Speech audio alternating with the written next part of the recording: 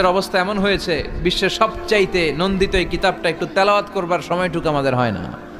ব্যস্ত, we are leading very super busy life. খুব ব্যস্ত আমরা, কোরআন পড়ার সময় নাই। প্রতিদিন যেন একটু তেলাওয়াত করি। রাজি আছেন তো দেবিদ্বারের ভাইয়েরা? প্রতিদিন একটু একটু তেলাওয়াত করা যাবে?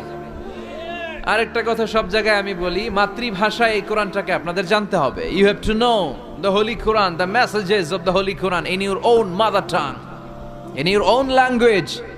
আপনার নিজ ভাষায়। আমাদের ভাষা কি?